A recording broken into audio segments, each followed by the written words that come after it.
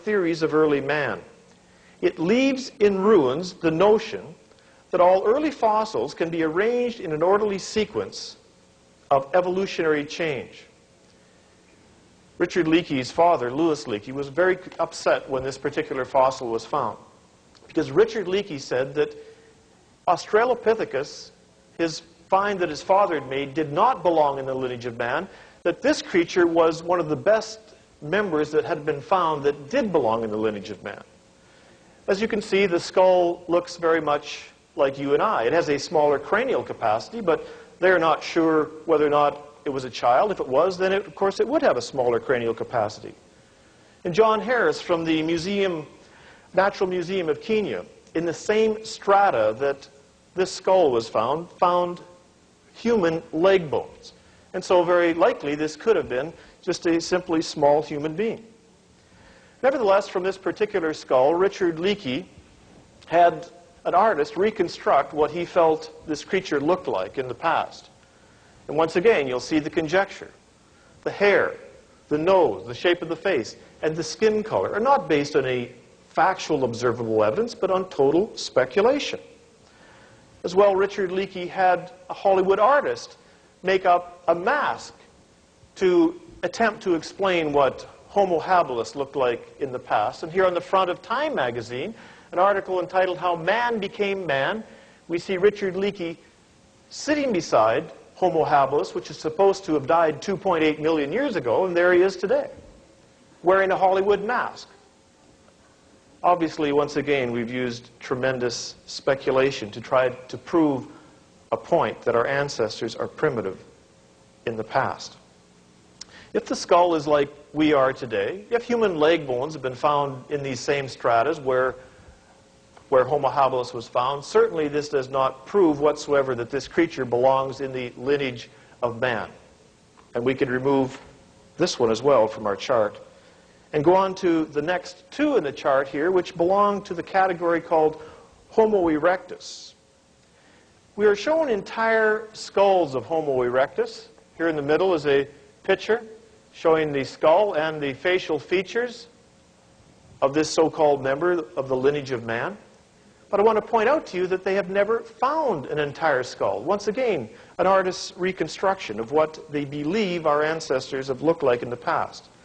The two members which make up Homo erectus are Java man and Peking man. First of all, let's look at Java man.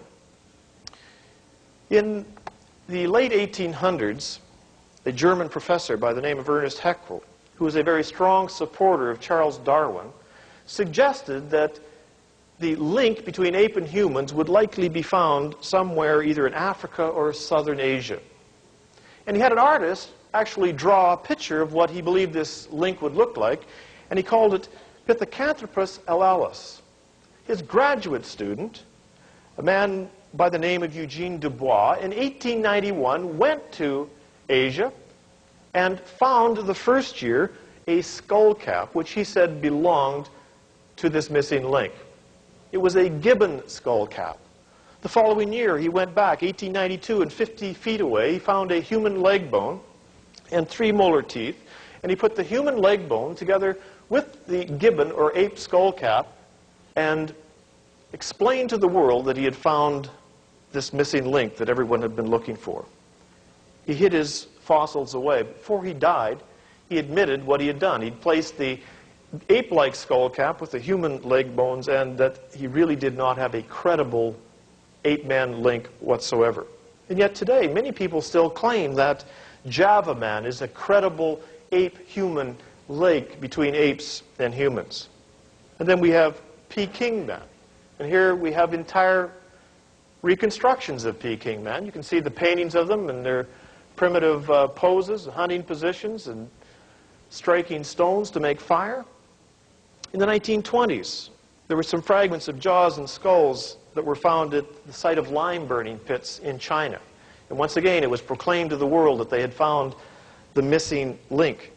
Other scientists examined these fragments and said they belonged to gibbons, ape-like creatures. At the same location, human remains were also found. And so many people believe that at this lime burning pit, there were humans who were actually killing gibbons and and breaking their skulls and using the brains as a delicacy for food. No way is there any conclusive evidence that these fossil fragments that they found there were part ape, part human creatures that should belong in the lineage of man. And in spite of the pictures or the paintings that we have of Peking man, they are not credible and certainly do not deserve a position in this so-called lineage of ape to man. Well, there have been many other proposed links. Of course, Neanderthal man, for years, was suggested to be a primitive brute-like creature that preceded modern man. We saw models in various museums. They were all bent over, brute-like creatures with big brows, hairy creatures wearing various kinds of skins. It was determined that Neanderthal man was like you and I are today, only it had a larger cranial capacity, and that it simply suffered from bone deficiency or disease called rickets, and that's why the swollen joints. And Neanderthal man does not deserve a place in the lineage between apes and humans. Or Cro-Magnon man, which is another proposed connection between lower forms of consciousness and modern man. Cro-Magnon man is like you and I, and many paleoanthropologists say that if you dressed him up in clothes like we wear today, he would look exactly like you and I. But it's been suggested that he was on his way to advancing to modern humans because of the primitive cave drawings and artwork which we have seen in the past.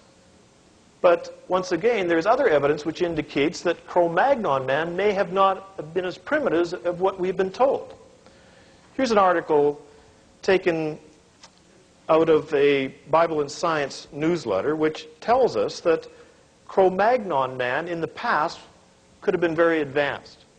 It suggests that on some inscriptions that were found in caves in France, that the inscriptions show that these people of the past appeared to have been dressed in pantsuits with short sleeves and boots. In fact, it looks like you and I today. It says that these particular inscriptions are stored away in a museum in France so that people don't have the option to go and look at them because they would be too revealing, because they conflict or contrast too much with the conventional theory of evolution.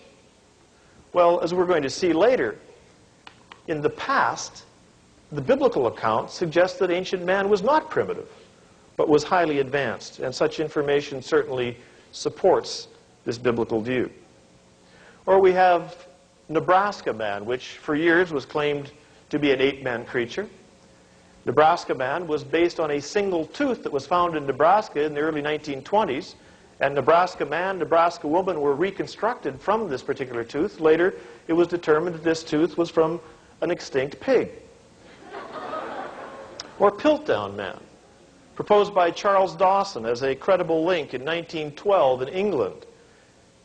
A skull was found in a quarry near Charles Dawson's home, and the following year, in the same location, there was a jaw which he put together with the skull, and the jaw looked like an ape-like creature. He believed that this jaw and the skull went together from the same being and were part ape and part human. Later it was determined that the jaw was an ape jaw and the teeth had been filed to look human-like, and the whole thing was a hoax or a fraud.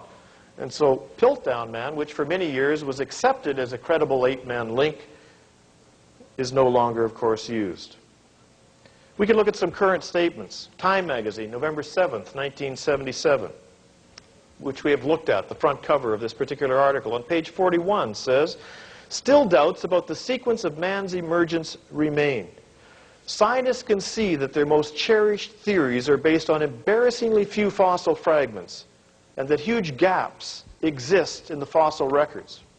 Richard Leakey, when he was interviewed in the Regina Leader-Post a number of years ago, stated, "Until we find complete skeletons of ape-men, creatures, we have to rely upon inspirational guess." And the front cover of Discover magazine, September 1986, it states, "We no longer know who gave rise to whom or from whom wherever we came." It says there's no conclusive evidence whatsoever that we have an exact lineage of ape-men creatures that can be proven beyond a shadow of a doubt.